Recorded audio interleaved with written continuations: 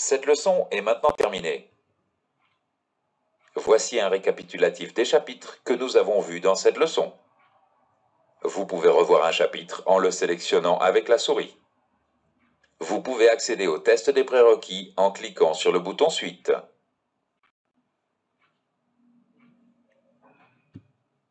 Félicitations, vous avez réussi ce test.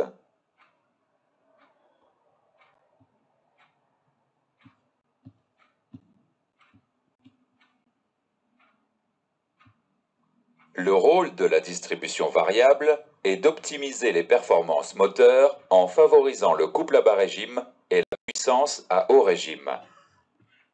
Le principe est de faire varier par un décaleur d'arbre à cames le moment d'ouverture et de fermeture des soupapes d'admission.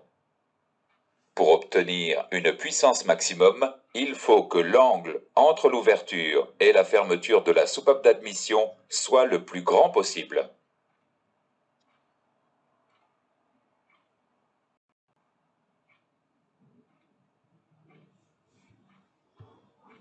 Lors du remplacement de la courroie de distribution, il faut contrôler l'état des décaleurs.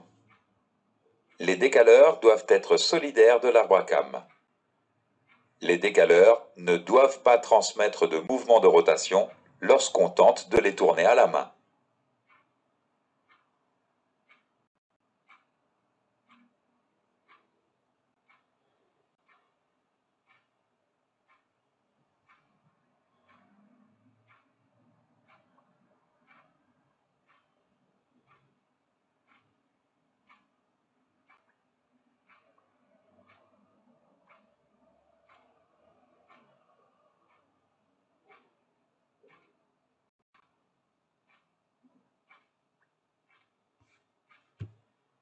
Faisons maintenant un exercice avant de continuer.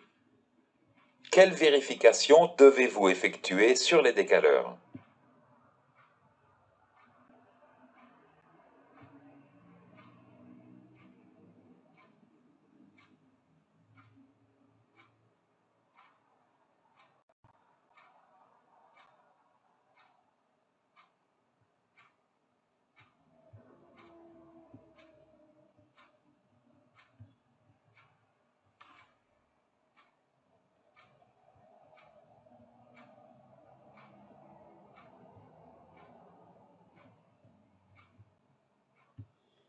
Dans ce chapitre, nous avons vu les points suivants. Le rôle de la distribution variable est d'optimiser les performances moteurs en favorisant le couple à bas régime et la puissance à haut régime. Les décaleurs doivent être solidaires de l'arbre à cames et ne doivent transmettre aucun mouvement de rotation lorsqu'on tente de les tourner à la main.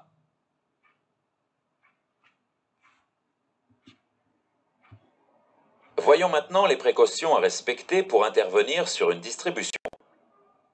Cette procédure s'applique à tous les types d'entraînement. Cliquez sur le vilebrequin. La procédure de dépose consiste préalablement à aligner les repères par rotation du vilebrequin et à piger le moteur.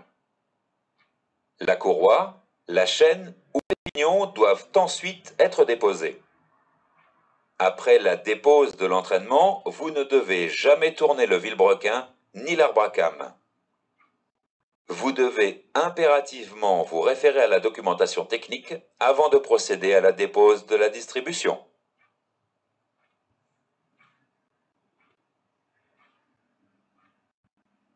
La rupture ou l'endommagement d'une courroie de distribution peut provenir des causes suivantes. Souillure de la courroie par une fuite d'huile, le non-respect de la périodicité de remplacement, l'endommagement de la courroie pendant le stockage ou l'installation, le non-respect des couples de serrage et des pièces à remplacer, le non-respect des consignes de propreté lors du montage, un mauvais alignement des poulies.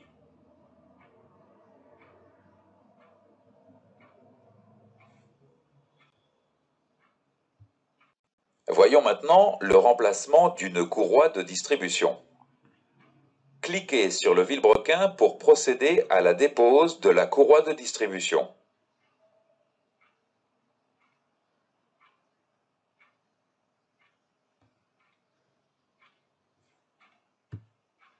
Voyons maintenant la mesure de tension de courroie. La tension est une force exprimée en newtons présente à l'intérieur de la courroie. La tension de la courroie ne peut pas être mesurée directement. Dans le cas d'un galet tendeur manuel, on mesure une vibration dépendante de la tension. Cliquez sur la courroie.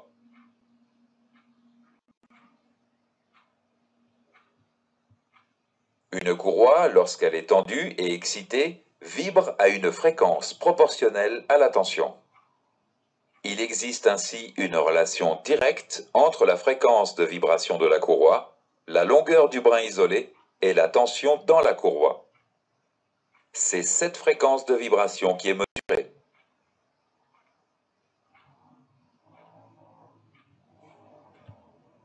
Voyons maintenant l'utilisation de l'appareil de mesure de tension de courroie.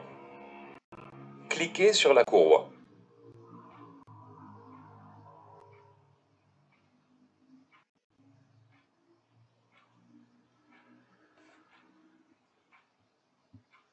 Le micro prenant la mesure doit être positionné de préférence au milieu du brin pour avoir un signal plus fort, plus précis et plus facile à mesurer. La mesure ne dépend pas de la force d'excitation ni de la position sur le brin de courroie. Les valeurs de tension de courroie en Hertz ainsi que l'emplacement de la mesure sont indiqués dans la documentation technique.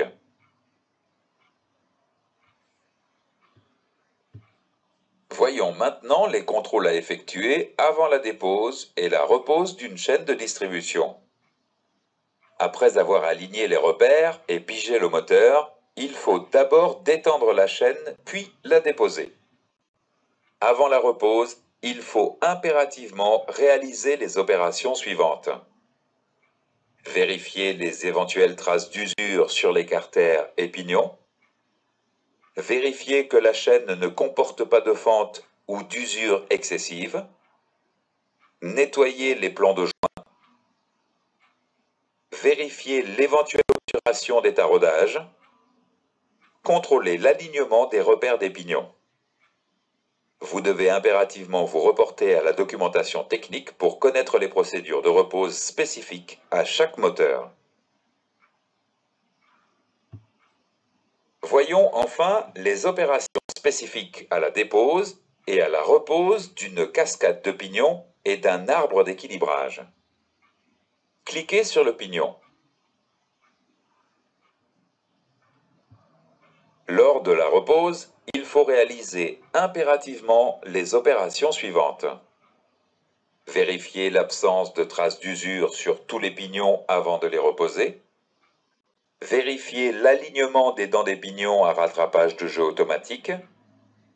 Vérifier le jeu d'entre-dents de tous les pignons. Cliquez sur l'arbre d'équilibrage.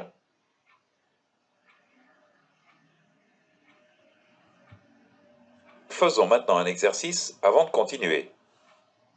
Quelle représentation indique le bon positionnement du micro pour mesurer la tension de la courroie? Dans ce chapitre, nous avons vu les points suivants. La procédure de dépose consiste à aligner préalablement les repères par rotation du vilebrequin et à piger le moteur. La prévention du dysfonctionnement de la courroie de distribution exige le respect de certaines précautions. Le galet tendeur et les galets enrouleurs doivent être changés lors du remplacement de la courroie de distribution. La mesure de tension d'une courroie équipée d'un galet tendeur manuel se fait par vibration.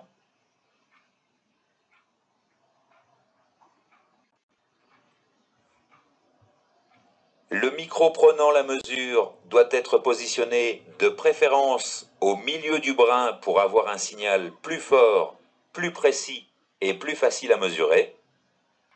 Avant la repose de la chaîne, il faut impérativement nettoyer les plans de joint, vérifier les traces d'usure, l'obturation des taraudages et l'alignement des repères des pignons. Lors de la dépose et repose d'une cascade de pignons, il faut vérifier l'absence de traces d'usure ainsi que le jeu d'entre-dents des pignons.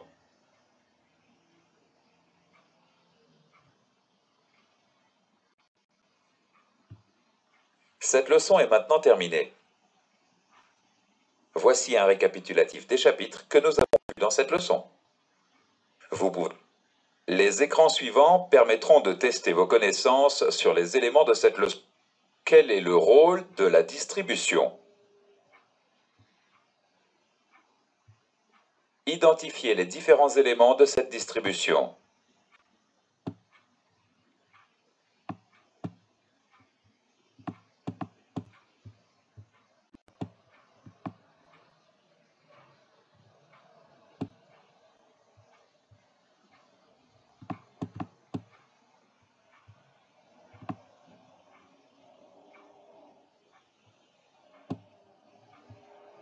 Dans quel ordre s'effectuent les opérations de calage de la distribution?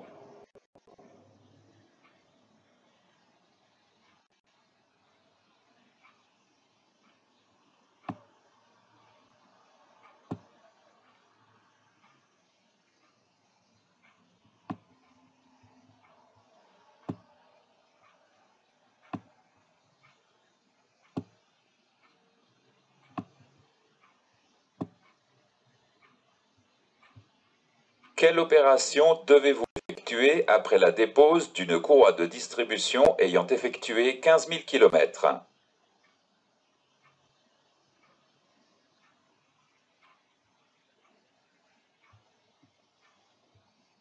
Identifiez les poulies d'arbre à cames. Quelles représentations correspondent à une cause possible de casse ou d'usure prématurée d'une courroie?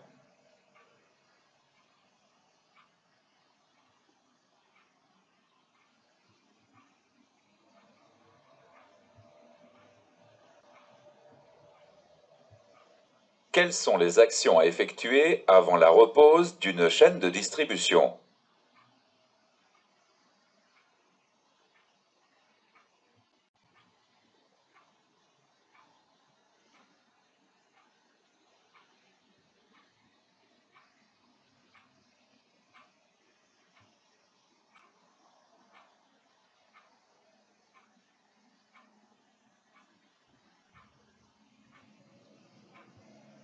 Quelles opérations nécessitent le pigeage du moteur?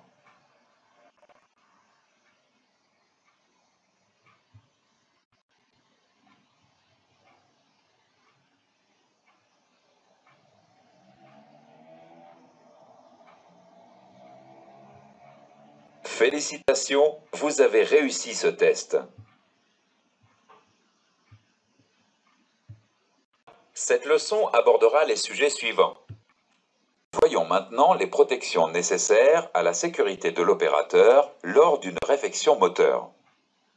Le vêtement de travail protège de la contamination par des produits caustiques, toxiques ou chimiques. Les chaussures de sécurité dotées d'un renfort métallique protègent les orteils en cas de chute d'objet. Les gants étanches protègent les mains des substances dangereuses, coupures et brûlures. Les lunettes de sécurité empêchent éclaboussures et particules d'atteindre les yeux en les protégeant de face et de côté. Le port de ces protections est obligatoire pour toute intervention sur un moteur.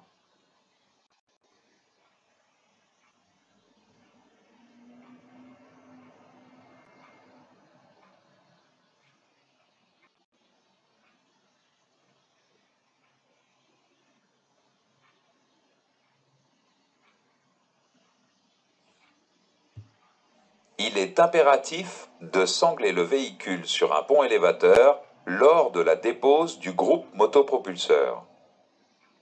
Chaque véhicule doit être sanglé de manière spécifique pour éviter son basculement.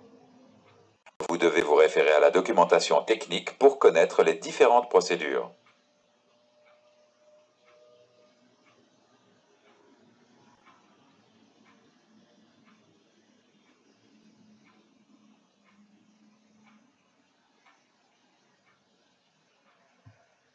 Voyons maintenant les consignes de sécurité spécifiques à la manipulation d'huile moteur minérale usagée. Lorsque le moteur tourne, l'huile récolte des particules métalliques.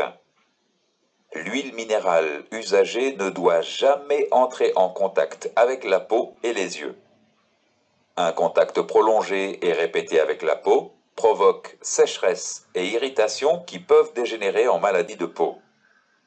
L'huile minérale usagée contient également des polluants faiblement cancérigènes. Pour prévenir tout risque, vous devez impérativement porter des gants étanches lors de l'opération.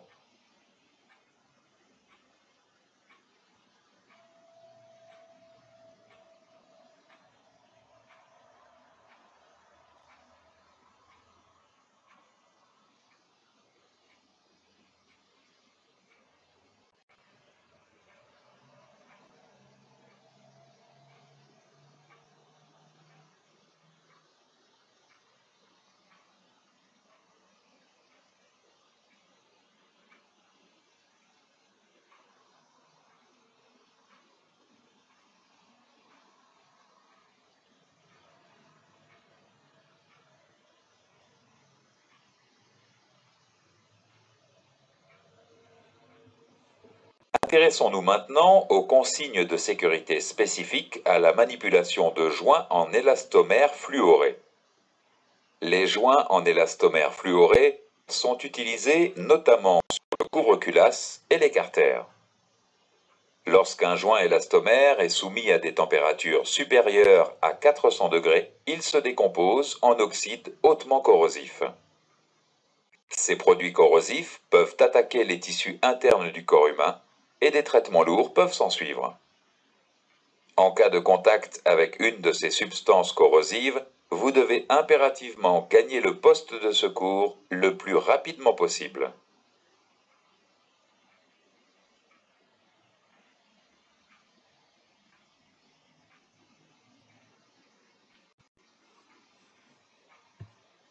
Faisons maintenant quelques exercices avant de continuer. Quelle est la procédure appropriée pour traiter l'huile minérale usagée?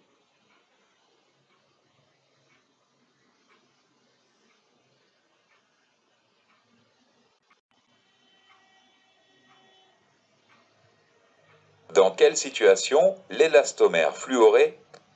Faisons maintenant quelques exercices avant de continuer. Quelle est la procédure appropriée pour traiter l'huile minérale usagée?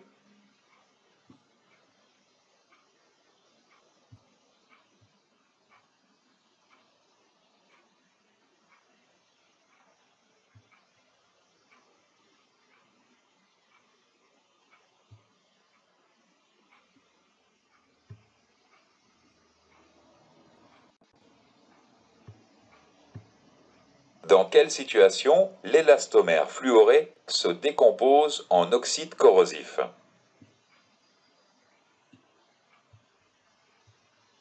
Dans ce chapitre, nous avons vu les points suivants. Les protections nécessaires pour intervenir sur un moteur sont un vêtement de travail, des chaussures de sécurité, des lunettes de protection et des gants étanches. Il est impératif de sangler le véhicule sur un pont élévateur lors de la dépose du groupe motopropulseur.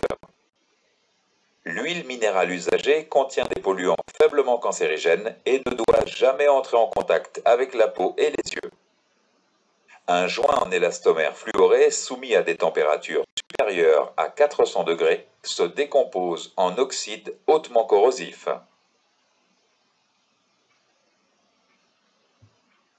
Intéressons-nous aux consignes de propreté du moteur. Il faut éviter que des particules pénètrent dans les différents conduits d'air, d'eau, d'huile et d'essence ou gazoil du moteur. Lors de la dépose d'une canalisation souple ou rigide, il faut immédiatement l'obturer au moyen de bouchons.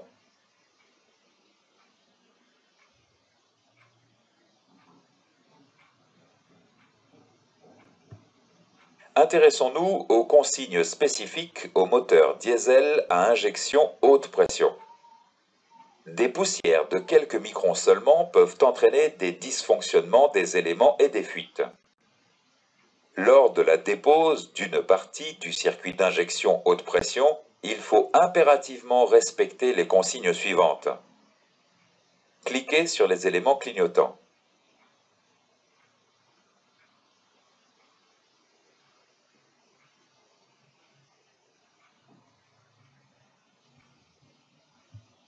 Le nettoyage de l'ensemble des zones sensibles à la pollution du système d'injection se fait avec un produit de nettoyage neuf et un pinceau propre, ne perdant pas ses poils.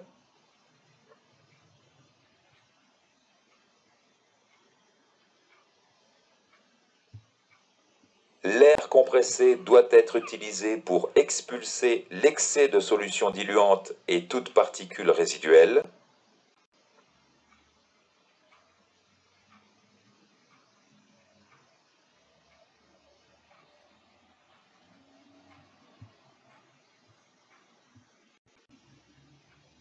L'utilisation d'appareils nettoyants à haute pression est interdite car ils provoquent des dommages sur le système d'injection et les liaisons électriques.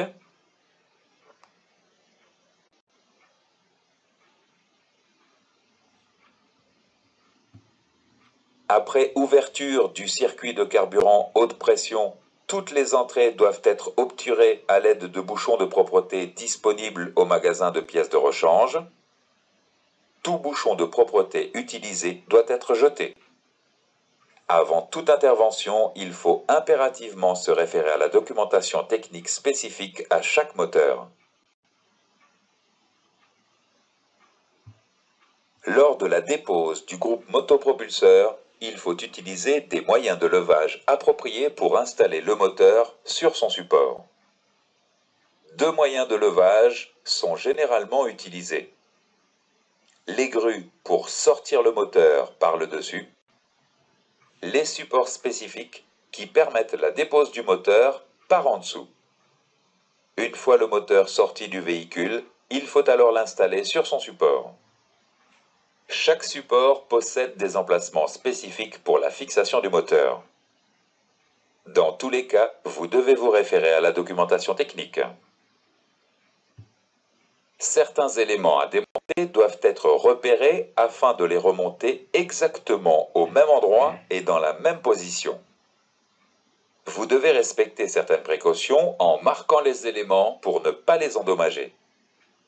Vous devez impérativement utiliser un feutre indélébile et non un instrument métallique. Cliquez sur le feutre pour connaître les éléments à marquer.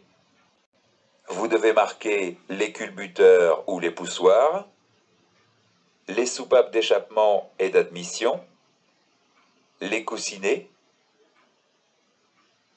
les ressorts de soupape, les pistons, axes de piston et segments, les bielles et les chapeaux de bielle, les chapeaux de palier d'arbre à crame.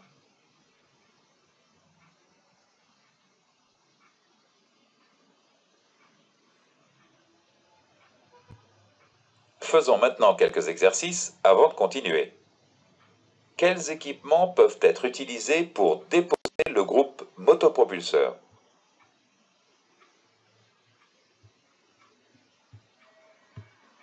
Quels sont les éléments à marquer lors du démontage du moteur?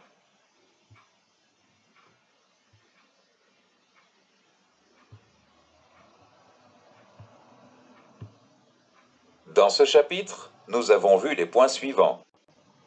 Le nettoyage des éléments du moteur implique l'obturation des canalisations souples ou rigides. Lors de la dépose d'une partie du circuit d'injection haute pression, il faut impérativement respecter des consignes spécifiques. Lors de la dépose du groupe motopropulseur, il faut utiliser des moyens de levage appropriés pour installer le moteur sur son support. Pour marquer les éléments du moteur, l'utilisation d'un feutre indélébile est impérative à l'exclusion de tout instrument métallique. Voyons maintenant les consignes à respecter pour le choix de l'huile moteur. L'huile moteur assure la lubrification et limite les frottements entre les éléments mécaniques du moteur. L'huile moteur répond à des normes spécifiques. L'huile moteur doit posséder les propriétés suivantes. Évacuer les particules métalliques en suspension. Éviter la formation de dépôts. Ne pas mousser.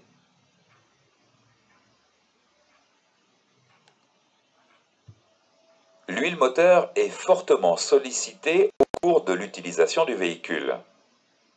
L'huile se charge de particules métalliques et de dépôts et perd ainsi ses propriétés d'origine. L'huile moteur doit être remplacée périodiquement ou lors d'une réfection moteur. Vous devez vous reporter à la documentation technique et au carnet de l'entretien du véhicule pour connaître les périodicités de remplacement. L'huile usagée récupérée ne doit jamais être rejetée dans la nature.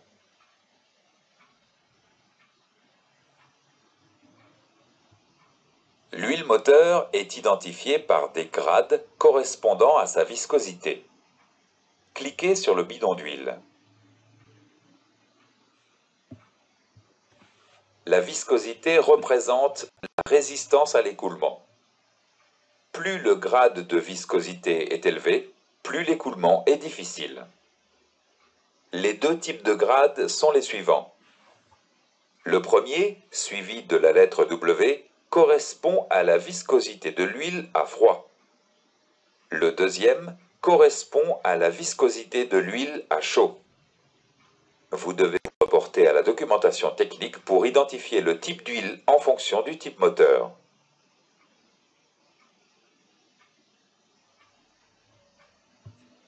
Faisons maintenant un exercice avant de continuer. Quelle huile possède la viscosité à froid la plus faible? Dans ce chapitre, nous avons vu les points suivants. L'huile moteur assure la lubrification et limite les frottements entre les éléments mécaniques du moteur. L'huile moteur doit être remplacée périodiquement ou lors d'une réfection moteur et ne doit jamais être rejetée dans la nature. L'huile moteur est identifiée par des grades correspondant à sa viscosité à froid et à chaud.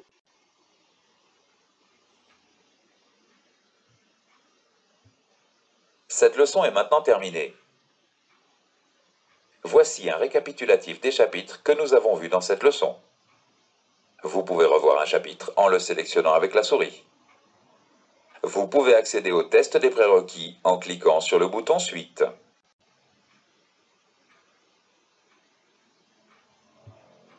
Les écrans suivants, quels éléments peuvent polluer le système d'injection haute pression?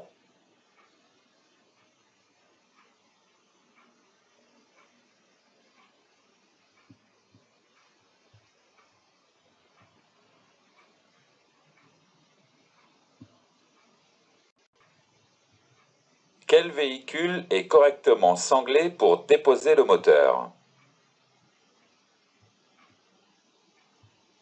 Quels produits sont potentiellement cancérigènes?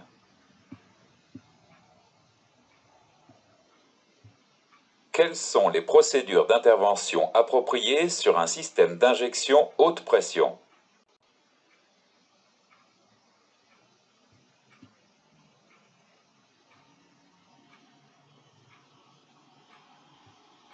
Quelles protections sont requises pour intervenir sur un moteur?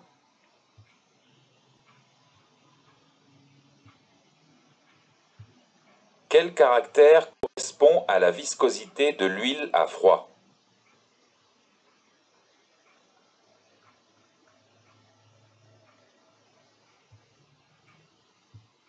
Quel instrument faut-il utiliser pour montage du haut moteur? La première opération consiste à déposer la distribution selon la procédure appropriée. Il faut ensuite déposer le couvre-culasse en dévissant d'abord toutes les vis par un quart de tour dans le sens inverse de la procédure de serrage.